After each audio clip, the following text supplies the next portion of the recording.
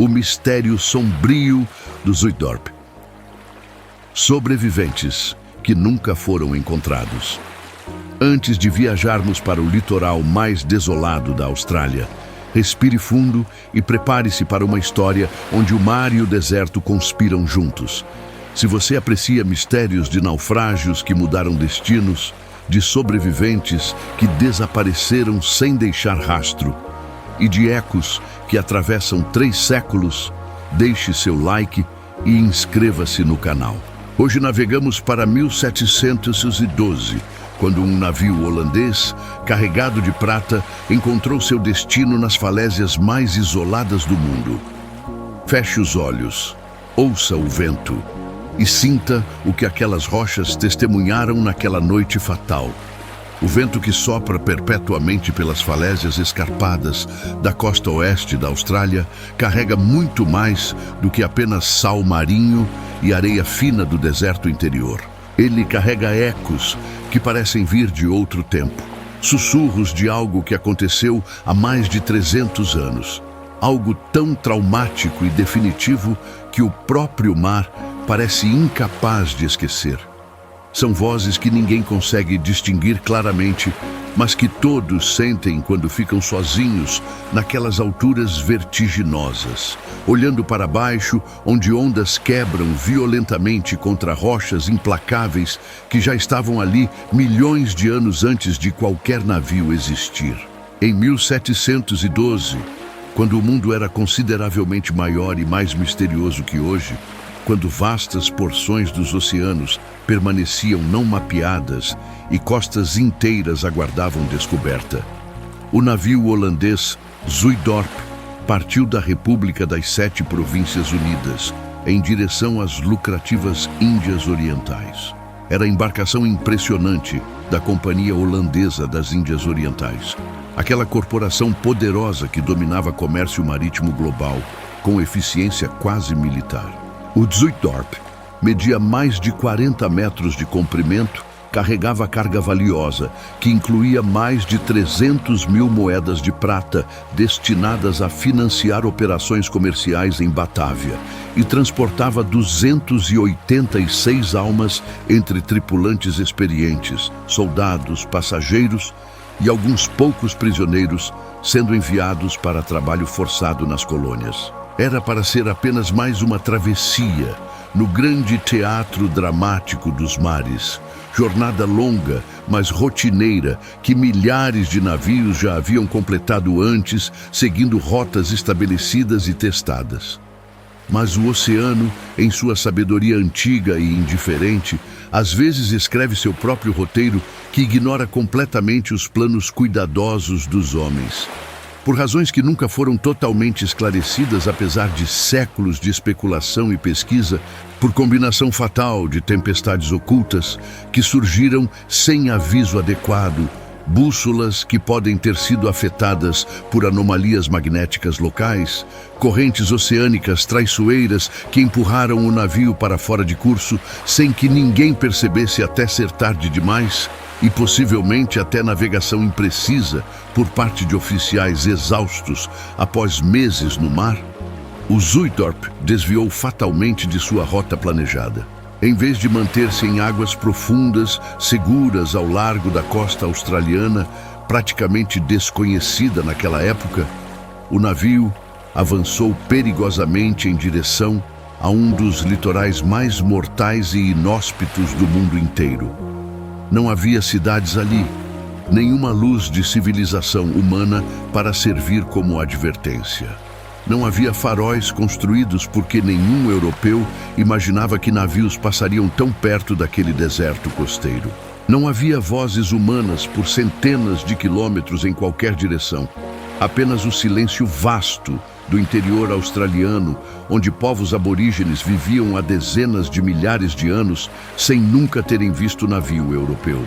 Apenas falésias de calcário imponentes, elevando-se 70 metros acima do oceano, observando silenciosamente, com indiferença geológica, tudo o que se aproximava delas através das eras. Na calada da noite de junho, Quando o inverno no hemisfério sul torna águas especialmente traiçoeiras e visibilidade é drasticamente reduzida, quando a lua aparecia como lâmina fina e pálida, suspensa sobre o horizonte oceânico, sem oferecer iluminação adequada, quando a tripulação provavelmente estava exausta e confiando demais em cálculos de navegação que estavam fatalmente errados, o casco robusto do Zuidorp encontrou seu destino nas formas das rochas submersas conhecidas hoje como Zuidorp Cliffs. Um estrondo seco e terrível ecoou entre as falésias, som de madeira partindo-se sob impacto que deve ter acordado instantaneamente todos que dormiam nos beliches abaixo. As ondas, aquelas mesmas ondas que haviam embalado o navio gentilmente em águas profundas, mas que agora se tornavam armas brutais, golpearam repetidamente a madeira já mortalmente ferida pelo impacto inicial. Tripulantes gritaram ordens desesperadas em holandês que o vento imediatamente arrancou de suas bocas, mas suas vozes foram completamente engolidas pelo rugido do mar enfurecido e pelo vento violento que descia das alturas das falésias como avalanche invisível. O navio, tão sólido e confiável durante meses de navegação, não resistiu nem 15 minutos à fúria combinada de rochas e ondas. Partiu-se ao meio com sons de destruição que ecoaram pelas falésias desertas. A escuridão absoluta da noite sem lua tomou conta de tudo, enquanto homens lutavam desesperadamente pela sobrevivência em águas geladas e violentas, agarrando-se a destroços flutuantes, chamando por companheiros que não podiam mais ouvir ou ver. Ao amanhecer do dia seguinte, quando a primeira luz pálida finalmente revelou a extensão da tragédia, as correntes marinhas haviam espalhado pranchas quebradas, caixas partidas e objetos pessoais pela costa rochosa como se fossem pistas enigmáticas deixadas deliberadamente por fantasmas zombeteiro. Roupas rasgadas balançavam presas em pedras pontiagudas. Barris de provisões boiavam quebrados entre as ondas. E moedas de prata, centenas delas, jaziam espalhadas pela praia, como sementes metálicas plantadas em solo que nunca as faria crescer. Mas nenhuma carta oficial foi encontrada registrando os eventos finais. Nenhum sobrevivente apareceu nas cidades costeiras distantes centenas de quilômetros dali. Apenas destroços mudos, aquelas moedas reluzentes que contrastavam ironicamente com a desolação ao redor, e perguntas perturbadoras que ecoariam através de 3 séculos sem resposta satisfatória. Exploradores europeus que visitaram casualmente o local isolado décadas depois, procurando por materiais de naufrágio que pudessem ser recuperados e vendidos, descobriram evidências intrigantes e perturbadoras. Havia marcas deliberadas, esculpidas nas rochas altas, acima da linha das marés, sinais que pareciam letras ou números, mas estavam tão desgastados pelo tempo que não podiam ser lidos com certeza.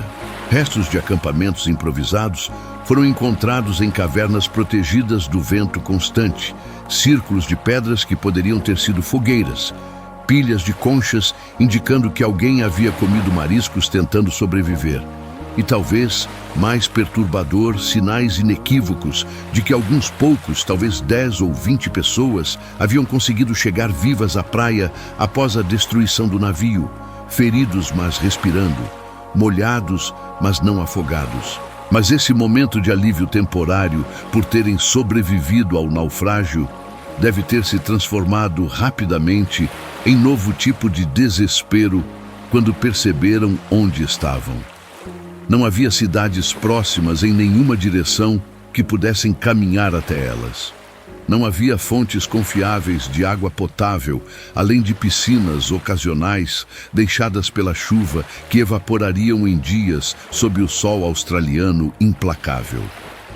Não havia comida além do que conseguissem arrancar do mar ou encontrar nas rochas.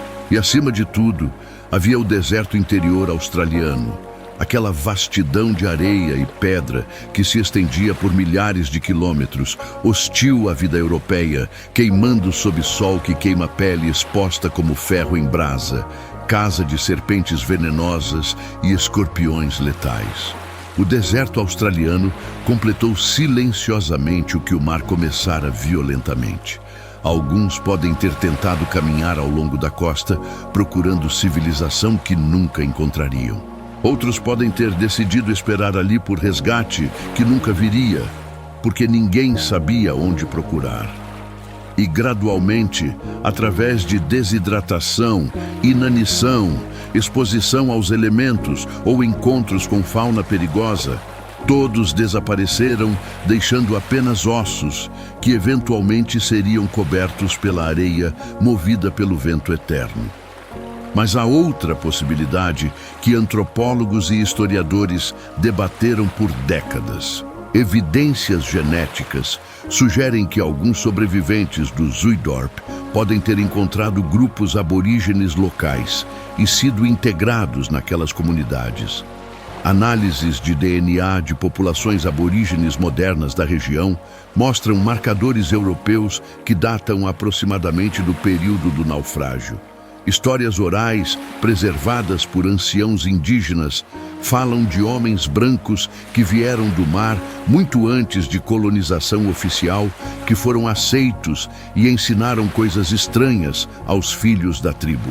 Se isso é verdade, então alguns marinheiros do Zuytdorp não morreram no deserto, mas desapareceram em sentido diferente, absorvidos por cultura completamente distinta, suas identidades europeias gradualmente dissolvendo-se através de gerações, até que não restasse nada reconhecível de suas origens holandesas. Hoje, mais de 3 séculos depois da noite em que o Zuytdorp se partiu contra aquelas rochas implacáveis, quando você visita as falésias que agora levam o nome do navio perdido e fica ali no vento constante que nunca para, feche os olhos por um instante. Você talvez escute, muito fraco, mas definitivamente presente, o mesmo som complexo que os marinheiros ouviram em seus últimos momentos conscientes. O mar batendo forte e ritmicamente contra as pedras antigas, o vento assobiando através de fendas na rocha e algo mais indefinível, algo que soa quase como vozes distantes, chamando através dos séculos, como se o próprio ar estivesse impregnado de memória daquela tragédia. O Zuytdorp desapareceu fisicamente há 300 anos. Seu casco apodreceu, suas velas se desintegraram, sua prata foi lentamente recuperada por mergulhadores ao longo de décadas. Mas seu eco permanece vivo naquelas falésias desertas, perpetuamente reverberando através do tempo. Um lembrete solene e permanente de que o oceano guarda segredos em suas profundezas e ao longo de suas costas, segredos sobre vidas perdidas e destinos alterados. E nem todos esses segredos querem ou podem ser completamente revelados, não importa quanto cavemos na areia ou mergulhemos nas águas procurando respostas definitivas. Se esta jornada para as falésias esquecidas da Austrália, onde o Zuytdorp encontrou seu fim, tocou você, deixe seu like e inscreva-se no canal. Aqui navegamos por naufrágios que mudaram história, por sobreviventes que desapareceram entre 2 mundos, por ecos que se recusam a silenciar. Comente se você acredita que alguns marinheiros sobreviveram e se integraram às tribos locais. Obrigado por ter vindo comigo a este lugar desolado onde mar e deserto se encontram. Até a próxima travessia e que o vento carregue histórias, não apenas areia.